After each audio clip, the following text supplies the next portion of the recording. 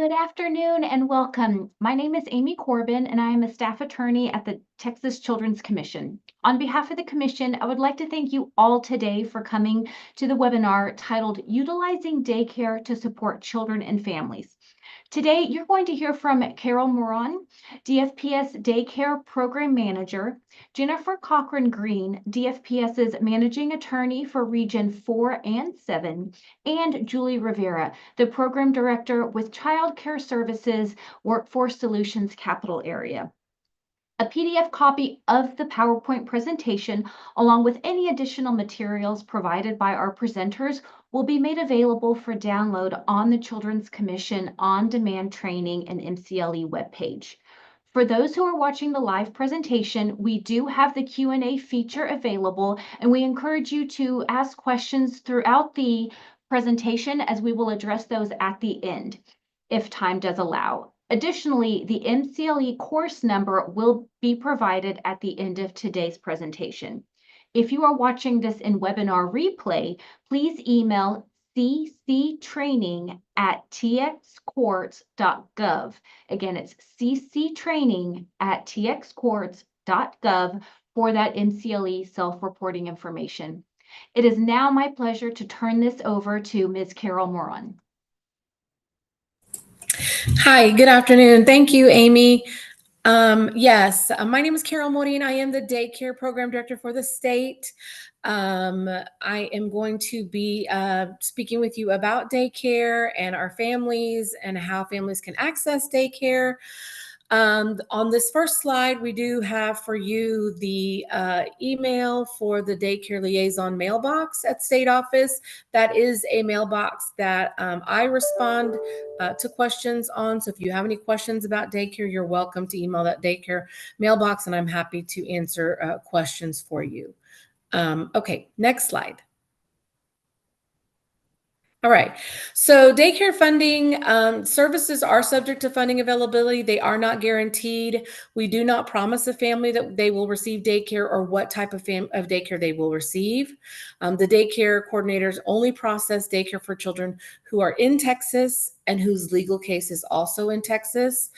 There are 12 daycare coordinators across the state. They are housed statewide, and they are the only 12 for the state of Texas that process daycare requests for DFPS. Next slide. So who can request daycare? Well, the caseworker is the main point of contact when requesting daycare. If there is a need for daycare, then the caseworker will request the daycare if the family qualifies, or they can submit a waiver for consideration if the family does not qualify per policy. We definitely ask that court orders never be the first option when there's a need for daycare.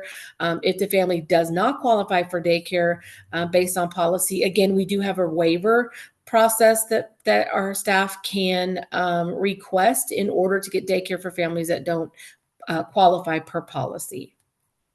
Okay, next slide. So there are 3 different types of daycare funding that families might qualify for. There's general protective daycare, that is for investigations, AR, and some kinship cases where there's not an approved home study. There's also kinship daycare, and of course that's for families where children are placed with kinship caregivers and there is an approved home study.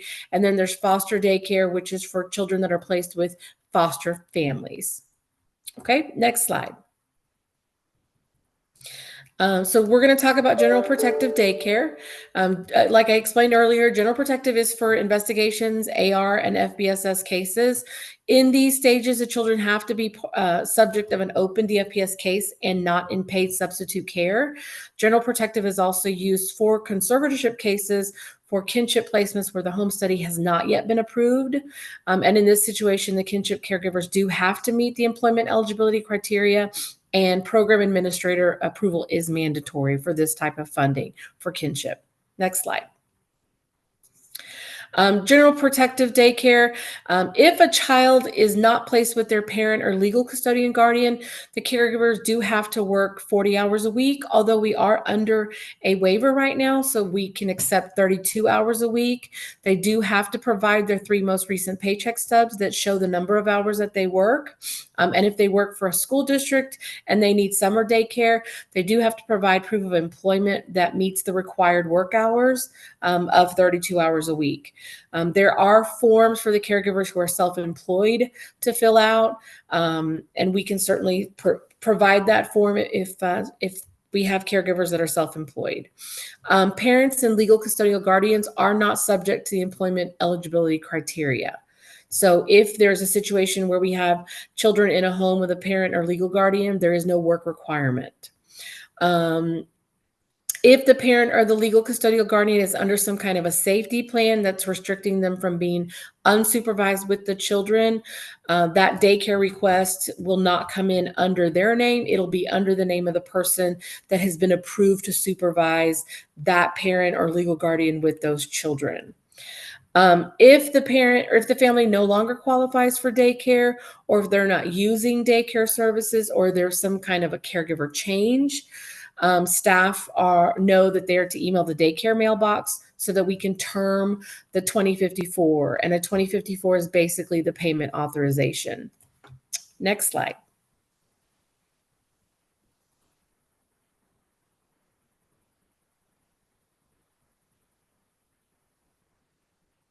Amy, you there? This is the next one. Yes. So this one's is about the children.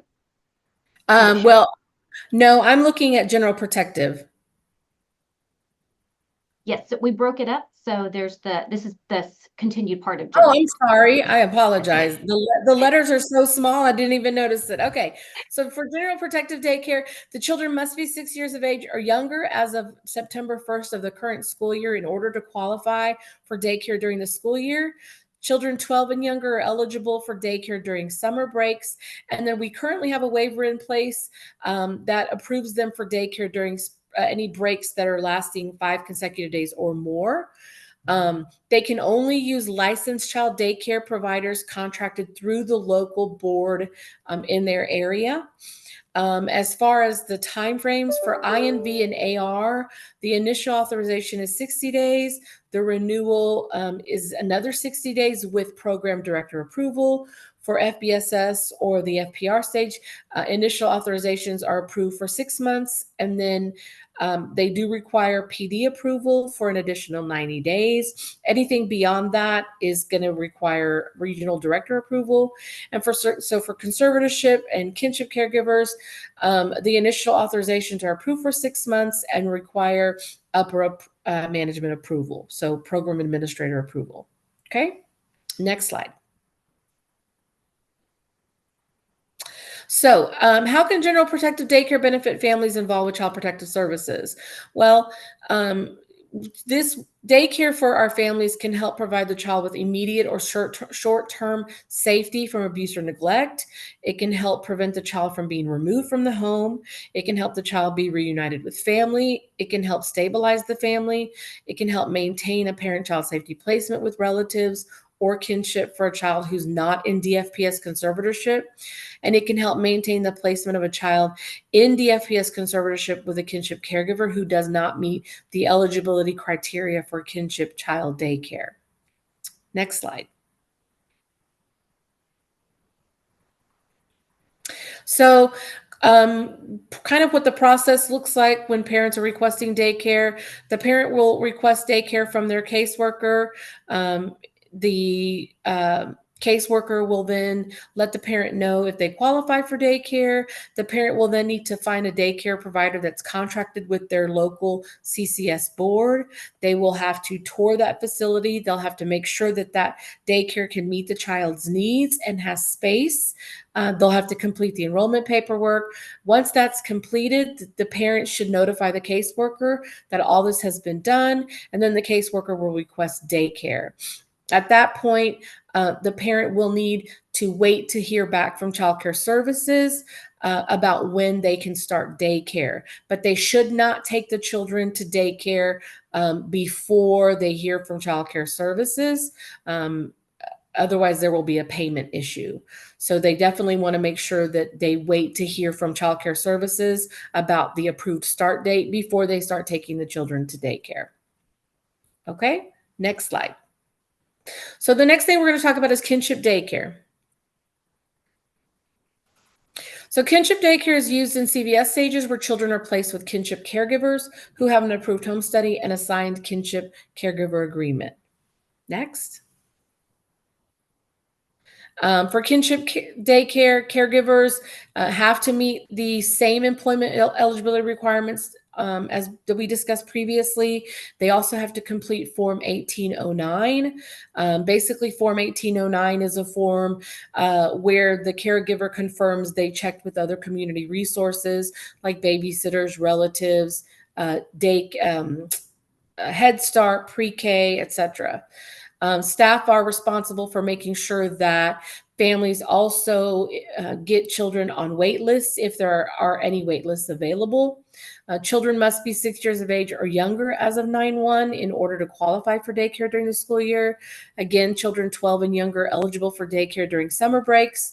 And again, there is an approved waiver for daycare during school breaks lasting 5 consecutive days or more. Next. So daycares, they can only use, for kinship, they can only use licensed child daycare centers or licensed registered child care homes that are contracted through the local board in their area. The initial and renewal authorization are for 12 months.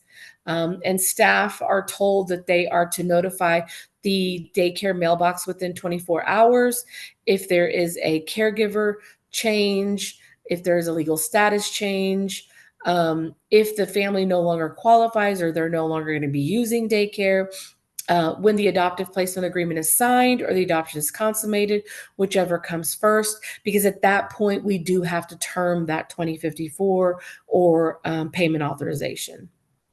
Next. So process for kinship caregivers when requesting daycare, it's pretty much the same. The kinship caregiver will ask their caseworker for daycare. The kinship caregiver is also responsible providing the paycheck stubs and Form 1809. The caseworker will then tell them that they've got to go find a daycare that's contracted with the board in their area. Caseworkers should not ever be the ones choosing daycares. It should always be the caregivers choosing the daycare. They also have to go and do the enrollment paperwork. They have to make sure the daycare can meet the child's needs, make sure that the daycare has space, and then the kinship caregiver again has to wait to take the children to daycare until he or she hears from Child Care Services, letting him or her know what the approved start date is. Next. So foster daycare is the other kind of daycare that we provide. And it is for children who are in the state's custody and placed with foster parents. Next. So foster parents must meet the same employment eligibility requirements discussed. They also have to complete Form 1809. They have to check other community resources. They have to put children on wait lists, and they've got a note on the form that they did that.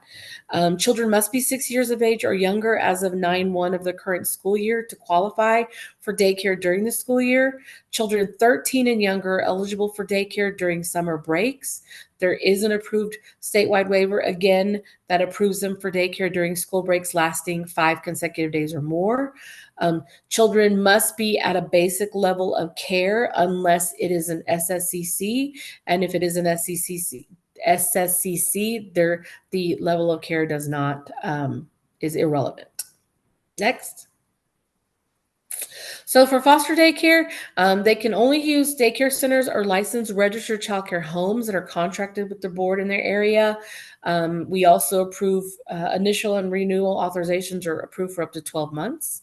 Again, staff know that they are to email the daycare mailbox within 24 hours.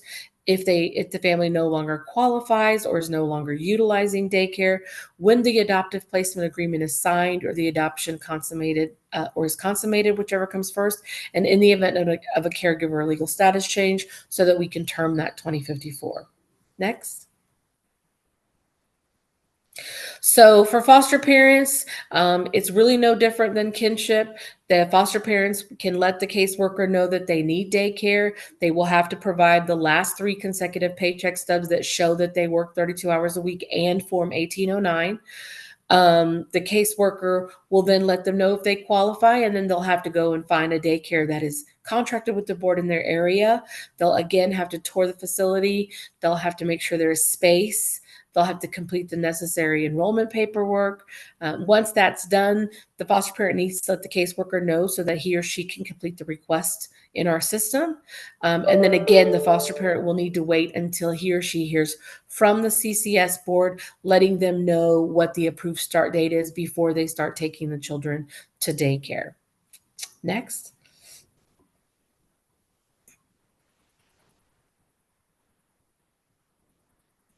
All Okay, right, Julie. let's hand it over to our partner, Julie Rivera. Hi, everyone. Julie Rivera with Workforce Solutions Rural Capital. And I want to talk a little bit about childcare services, but first I want to just talk about Workforce Solutions for a second.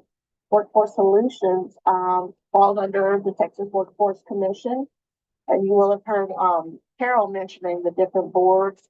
Those are the regions that TWC has divided the state into. There's 28 different boards, and ours is Rural Capital, and we service the 9 counties around Travis County. So we have a very diverse group that we're working with. Workforce Solutions in general, all the board areas, they work with employers and economic development partners in boosting and fostering solutions for economic growth in those communities. And then we work with individuals as far as getting training and education so they can be gainfully employed. We also work with job seekers and finding jobs within our Work in Texas database and providing resume and interview classes to help them with that. Now, in childcare services, I wanted to talk a little bit about our partnership with DFPS. Next slide, please. So we have a very good working relationship with the FPS. Carol mentioned the coordinators and all the work that they do. Those 12 coordinators really keep everything moving smoothly for us. We received those 2054 authorizations. And as far as the CCS side of things, childcare services, it's really DFPS has sent us this form. Let's reach out to this caregiver, this childcare provider, and let's coordinate this start date to make sure everybody's on the same page. And that's pretty much what we do. When we receive that, we work very quickly because we know those children are in need of care and we want to get them in quickly.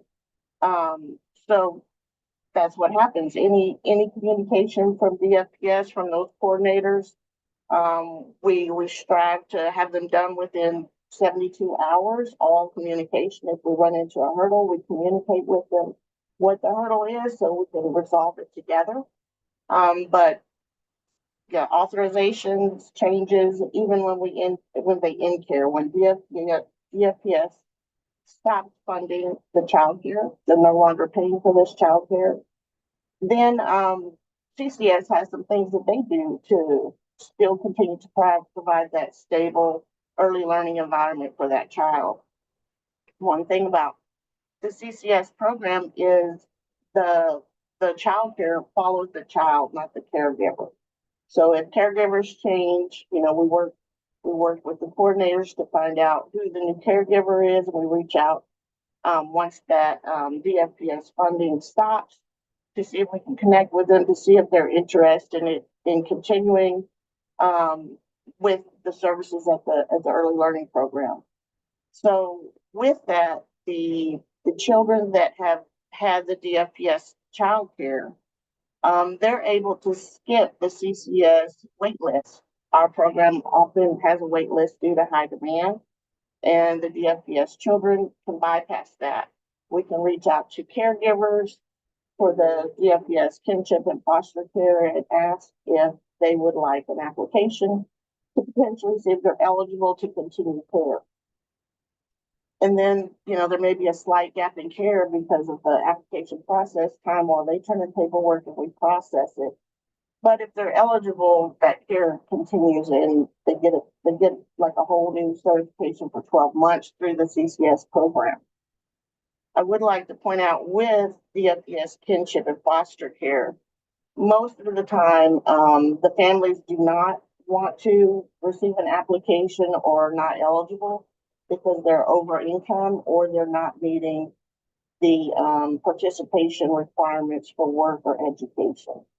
So just a little bit about the DFPS kinship and foster there. Now for general protective, when general protective DFPS funded childcare ends, those children, we look at them in the CCS program as we want to provide that stable, a 12-month certification period. So their general protective care ends, CCS, the program begins to fund the remainder of that 12-month certification. So those children are eligible for a full 12 months of care, regardless of the caregiver, regardless if we change providers several times, regardless if they move within the state anywhere, we can move that child care to follow them. This is referred to as DFPS former care in the child care services program. So at the end of that 12 months, the caregiver is reached out to, kind of like they have always been in the child care program, except it's a little different. We kind of treat them like a redetermination in that would you like to certify for another 12 months? And then we kind of go through the application process with them to see if they qualify for the child care services program. Through general protective care, again, like with the foster, some of the families are not interested or may not be eligible, but we tend to get more of the general protective care families coming into the child care services program. Next slide, please. So I wanted to talk a little bit about our child care services program, just to give you an idea about the eligibility and things going on in it. So that, as I mentioned earlier, Workforce Solutions falls under the Texas Workforce Commission, and that also CCS does as well. With that, the CCS program is funded through the Child Care and Development Fund, the federal fund there.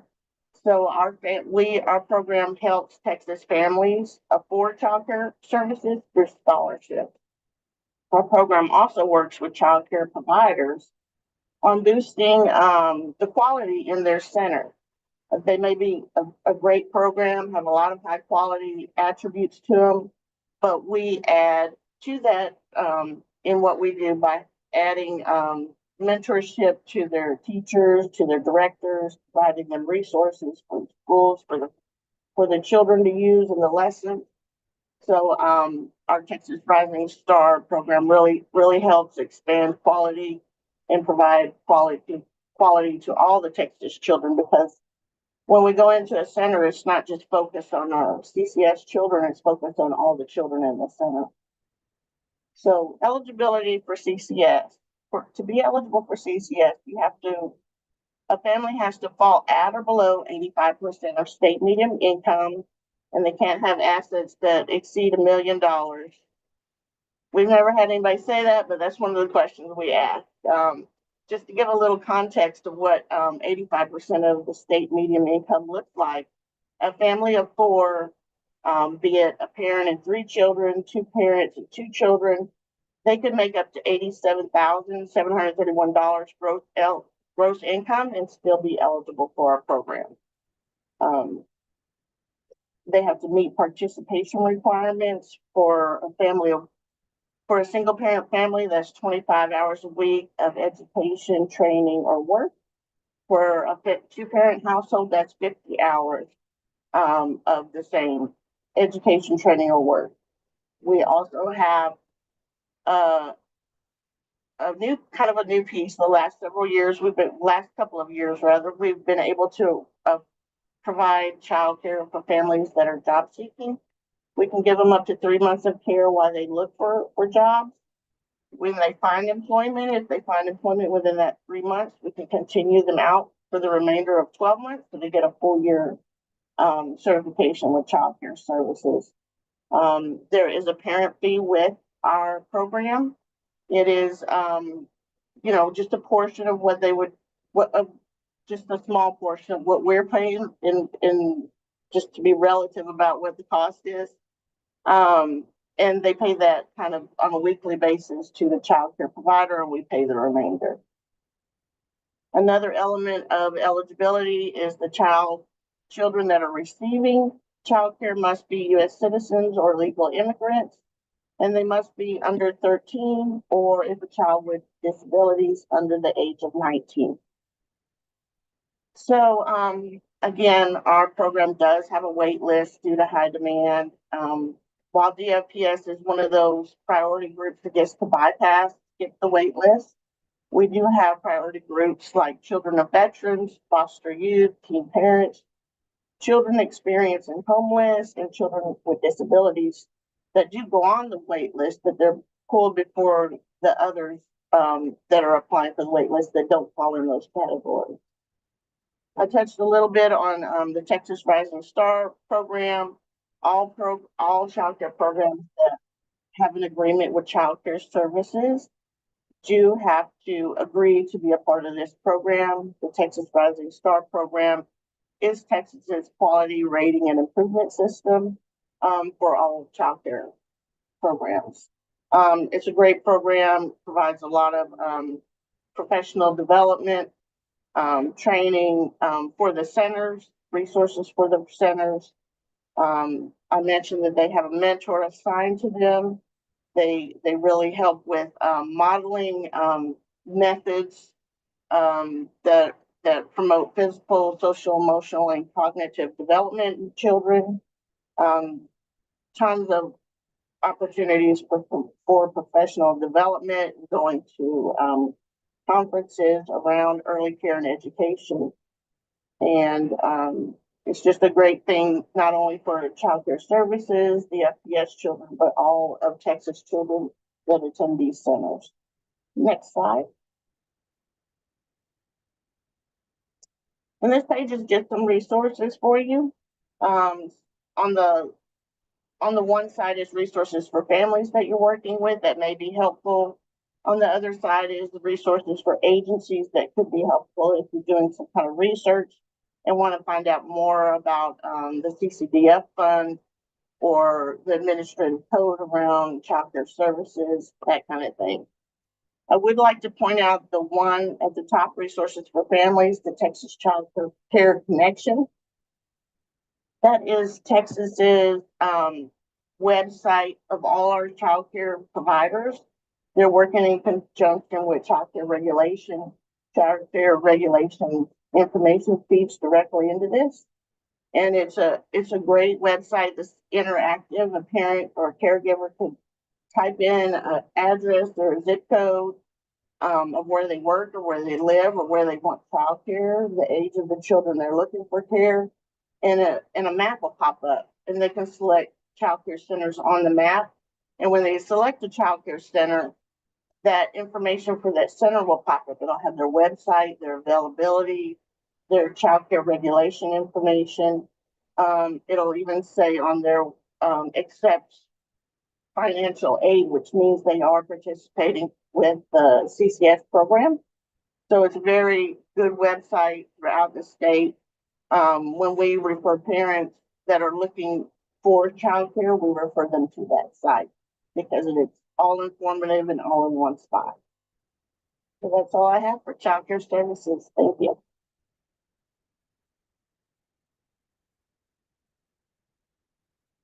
Okay. All right. Thanks, Julie. All right, so what are the steps that need to be taken when a family needs daycare? Staff will inform the caregivers that they have to provide the paycheck stubs. They have to provide Form 1809. Again, the paycheck stubs do have to show that they work 40 hours a week, although right now we are under a waiver, so 32 hours is fine. And again, there is no work requirement for parents or legal custodial guardians. Next.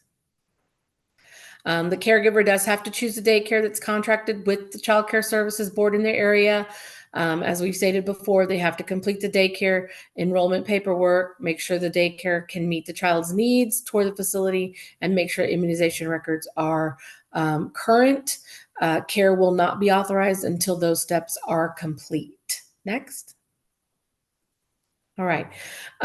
So if a family does not qualify when they're talking with their caseworker, the caseworker should immediately speak with their manager about the waiver process. Next.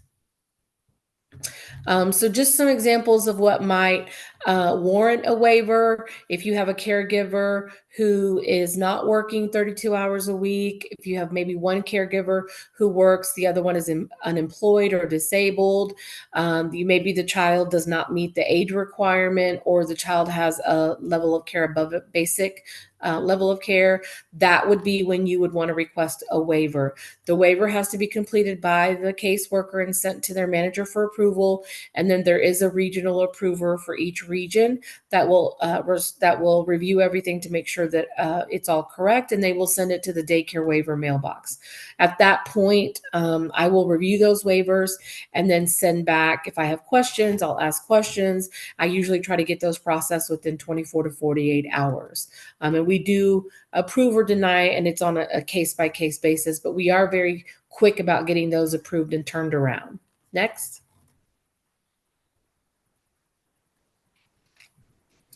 Okay. Jennifer? Yes, thank you, Carol. So as far as court orders, typically what we see in our CPS cases are the caseworker has either identified a need for a court order because the parent or the caregiver are unable to meet the eligibility requirements. We do request that the caseworker, of course, first explore the waiver program, and then if that's unsuccessful, then a court order would be necessary at that time. Typically, what we see is our attorney ad litems for the children who either request it in open court or they file a motion for it so that it can be brought before the court, maybe in a special review hearing. We also see CASA providing that information in their court reports to the court if maybe there's a concern that the caseworker isn't processing that request quickly enough, or if there's some sort of difficulty with the parent, if it's in a COS case, maybe not getting, maybe not identifying that daycare quick enough for that to be processed as well. And so what we will see is oftentimes there will be court orders in place where it's just simply, the court is ordering the parent to enroll a child in a daycare from the CCS list. We also see court orders where the court is just simply ordering the department to pay for childcare.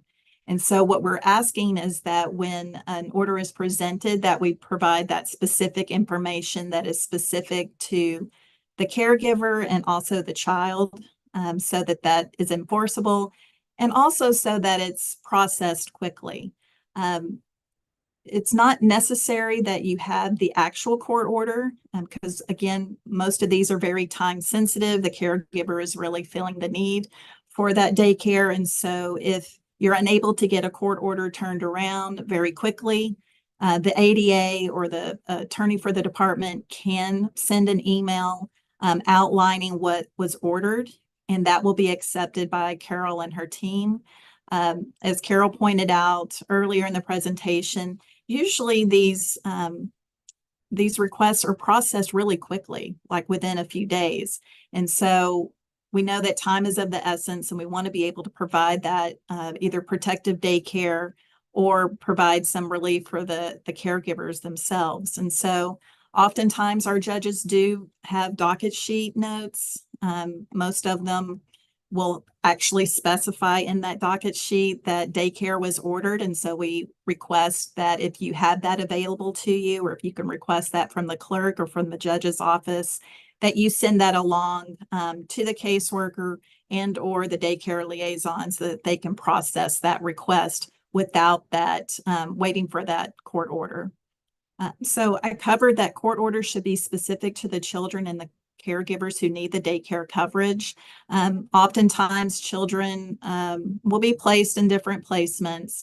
And so that can become a problem if we're only identifying or we're just specifically saying children. If there's one child that's going to be with one caregiver who doesn't need daycare and another child's with another caregiver who does, we want to make sure that that specific child that needs the daycare is the one that's actually specified, and we're not just using blanket language like subject children. Regarding the waiver, if the waiver is unsuccessful and the court order is clear, it's going to supersede that waiver. And so we want to make sure that again, that language is very specific. If the caregivers do qualify without a court order, the staff, which is going to be the caseworker, is going to submit the request along with that appropriate documentation. Next. So the wording, and I've covered it a little bit. Typically what I've seen when I was preparing for this presentation is the different orders. Some are standalone orders. I've seen some where we're just writing in the department's order to provide daycare into like a perm review hearing order. And those can be fine as long as they're specific. For example, the correct way to do it is the department is court ordered to pay for full-time daycare for Jane Doe during her placement with Mary Smith. And so that full-time daycare is really important. And I rarely see that language in any of the orders that I reviewed. Typically what we're just seeing is daycare, but there are different options for full-time and also part-time daycare. And we really would like for the caregivers to request specifically what they need. For example, if they have, they're working full-time and they need that full-time daycare, then of course we want that to be ordered for them. If they're only working part-time and they're seeking a waiver, if they request either a court order or a waiver specifically for part-time daycare, that has the greatest chance of success. And so that particular order is successful because it's stating that the department is to pay. It's providing that it's the full-time daycare. It has the specific child's name. It has the placement's name. And so that is the best way to make sure that it's processed correctly and quickly. I have seen some orders that say the children should be in protective daycare. That doesn't really give us what we need in order for that to be processed quickly and approved. It's not specifying that it's full-time daycare or part-time. It's not even ordering the department to pay for it. It almost looks as if it's the parent who needs to have the child in protective daycare. And so we want to be really clear when we're having these things ordered that it's in the appropriate category. So again, type of care is not noted, the child's name is not noted, and the caregiver's name is not noted. And so I think it's also important to use daycare as a potential way to use as reasonable efforts, either to avoid a removal. And when the department is safety planning with a parent for protective daycare, having that outlined in a safety plan. And then if there's some sort of need for court intervention in either court-ordered services or an actual removal, then we start kind of looking at reasonable efforts for reunification. As we start coming to a close in the case or even getting close to a monitored return, we'll often see ad litems for the children request that protective daycare be ordered for the parent so that they can transition back to the home. And maybe there's some school-age children, and maybe there's some children that are actually in requiring the full-time daycare. And so we want to be able to have those wraparound supports for the parent to keep them engaged and to also help with that transition home. And so we would encourage you to kind of explore those different ways of assisting the family and the caregivers, such as kind of that things that were outlined on Carol's part of the presentation. I believe it was slide 10, where you're trying to ensure that there's stability. And so I believe that wraps up the court order portion. At the next slide, please. Okay, thank you. So just some frequently asked questions that we get is, if a family does not qualify for daycare, should a court order be requested? No, that's not necessary. The staff should be asking about the waiver process.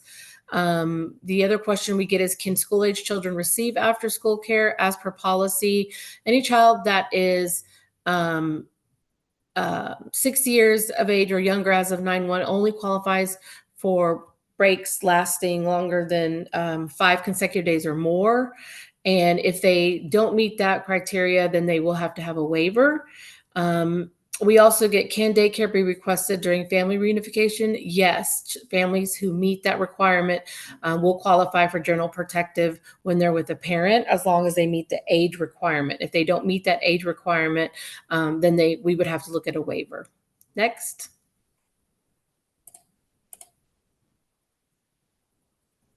All right.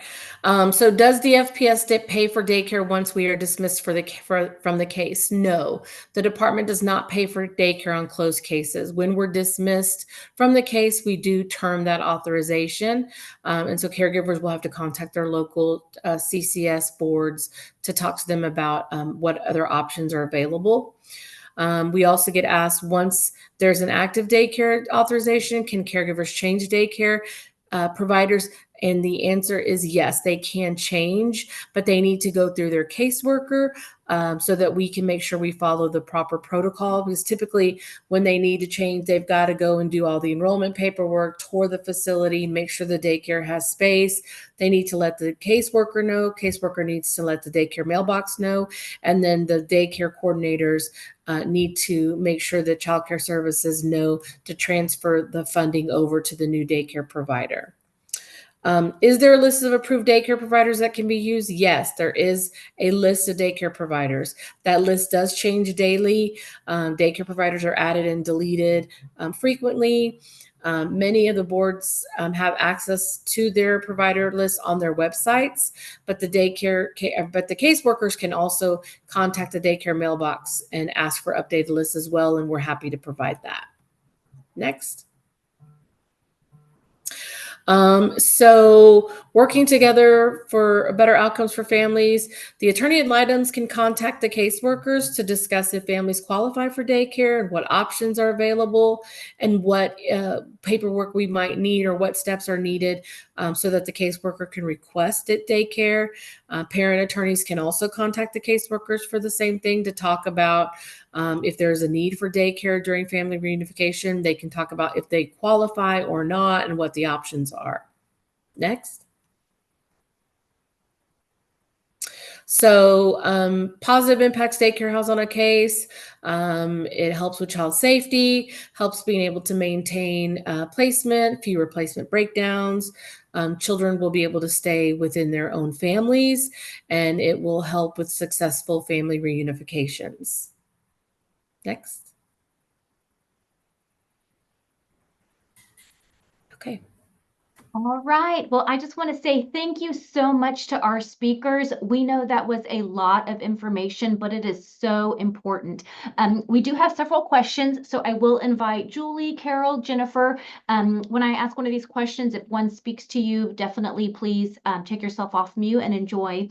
But one of the questions is, if DFPS, can they pay for a daycare when there is a caregiver that does not work, but they're needing respite? So is there a short-term daycare that can be approved for that caregiver who may need some respite care? So this is a question of a child that was with a family but that has been moved to a respite family, and the respite family needs daycare. No, I think the caregiver themselves may not work and they need respite. So the Oh, caregiver is asking for a little relief from the constant care. Yeah. mhm. So if there's a family that if the caregivers do not work the 32 hours a week or more, then they will need to talk with their caseworker, and then we'll need to look at doing a waiver for them. Okay, great.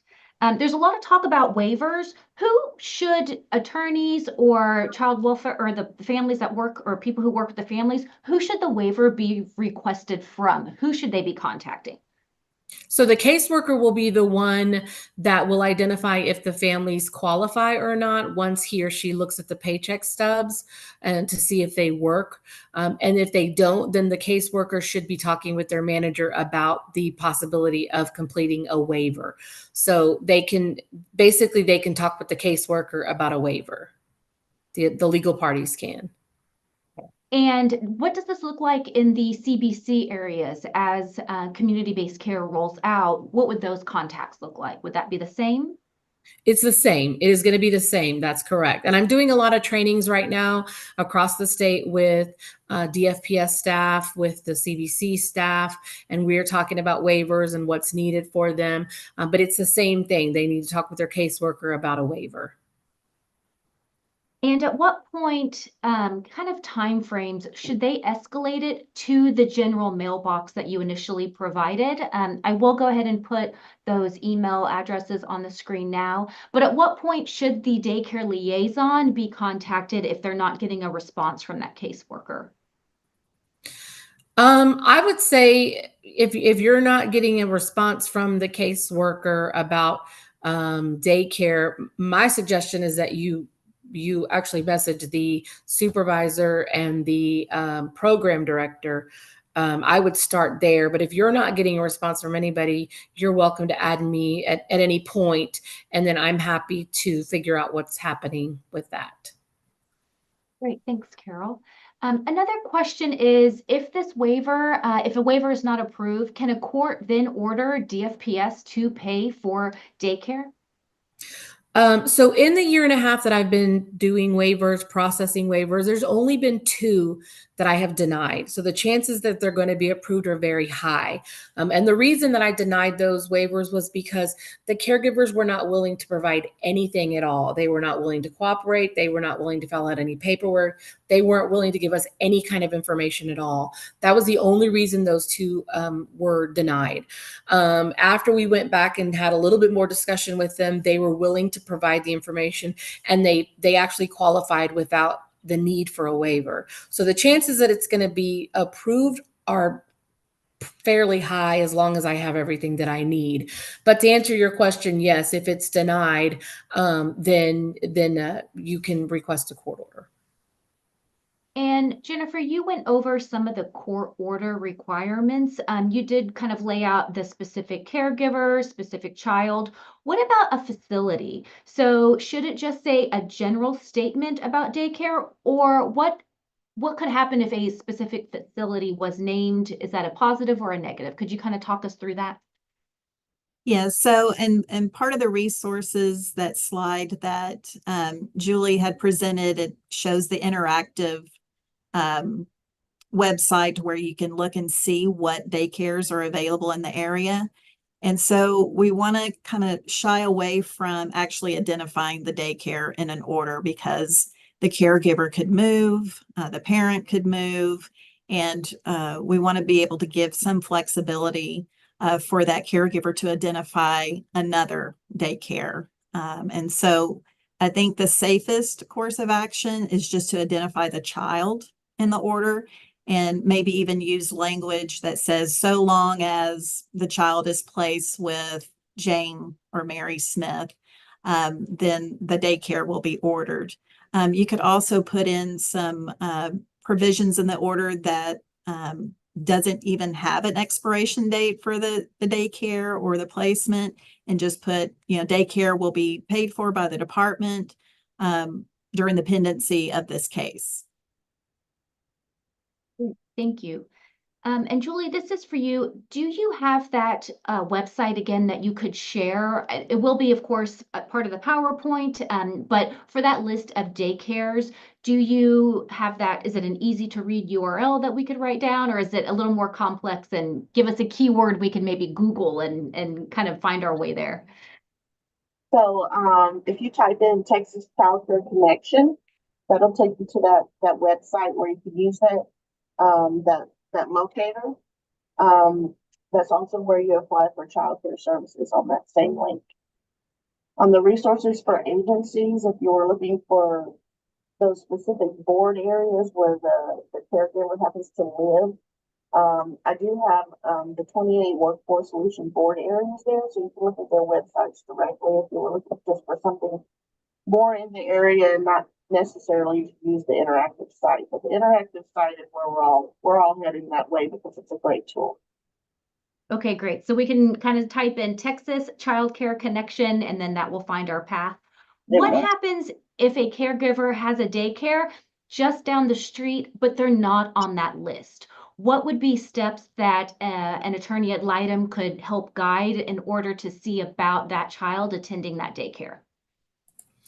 Well, we would have to see if that daycare would be willing to enter into a contract with the board in their area. Because again, they have to pick a daycare that is contracted with the board in their area. If that daycare is willing, there is a little bit of a process. It takes a little bit of time to get that contract in place. But the DFPS daycare team would not be able to approve that daycare if it's not contracted with their board in their area.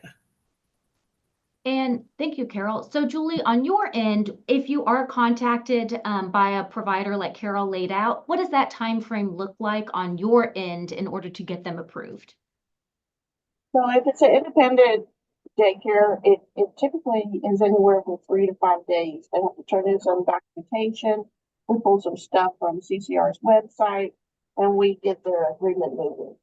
If it's something more like around an ISD where we're trying to get them into after school at one of those, it takes about 14 days because there's more steps to getting that agreement approved.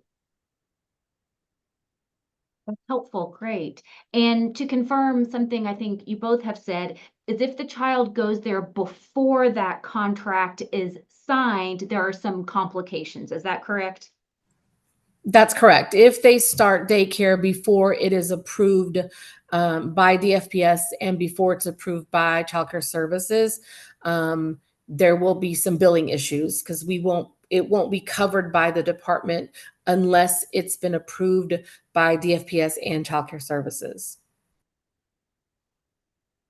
Another question we have is, does it matter where the caregiver works? If they work from home or if they work outside the home, what is the requirement around where they work for those 32 or 40 hours? It does not matter. As long as they have a paycheck stub or their self-employment forms, it does not matter whether they're working at home or in an office. And another question is around attendance, the child's attendance. Is there situations where if the child does not go for a certain number of days, that could complicate their eligibility? If someone could kind of talk about the importance of the child attending the daycare. So typically on DFPS's side, we will get an alert if they have missed 5 days or more. Caseworkers are responsible for reaching out to ask if that alert is actually correct.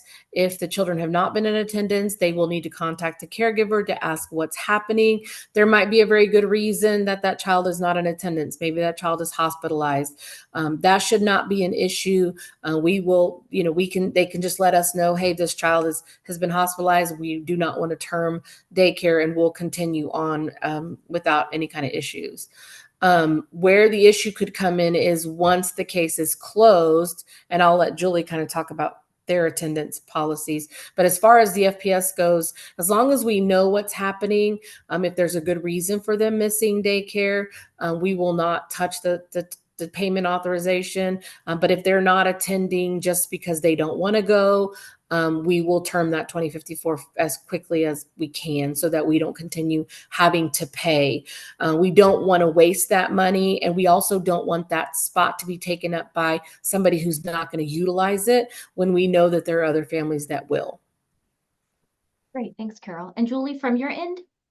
Yes, from our end, the Child Care Services Program does have a very good attendance system. All the child care caregivers, parents, they have to check their children in each day. And the child care programs also check that list to make sure it's accurate.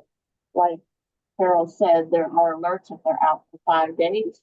Our team closely monitors that attendance system to make sure their DFPS is receiving those alerts, and also that we're connecting with the coordinators to let them know what we found out also.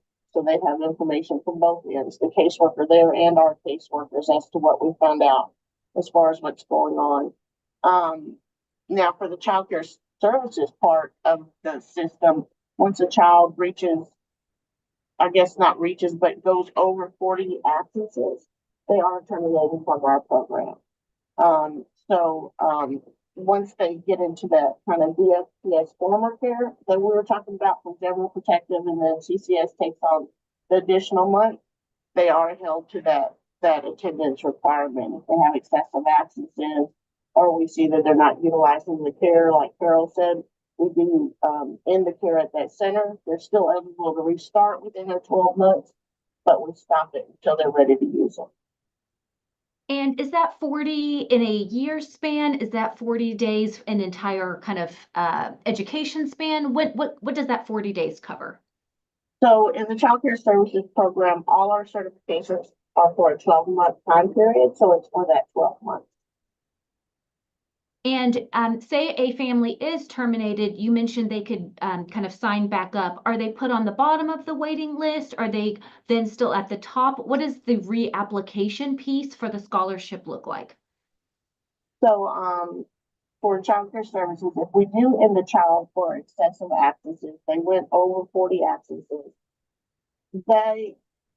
that we check them out. We discontinue by child. So if they have 3 children and only one is absent a lot, and we have no reason to give any credits, the parent didn't give us that, that child would not be eligible to apply for our wait list again for a full 60 days. At that time, they would go on the wait list as a sibling to the other children that may still be in care, or if that was the only child, they'd just be on the wait list. If they qualify for a priority, they get priority service. If they didn't, they just be on the wait list. Okay, that's helpful. And then our very last question is, I believe, Carol, you talked about a form in 1809. Where can anyone find this form? Should they have it filled out when they know they're going to need daycare? Where is that form found? That form, caseworkers should be able to provide to families.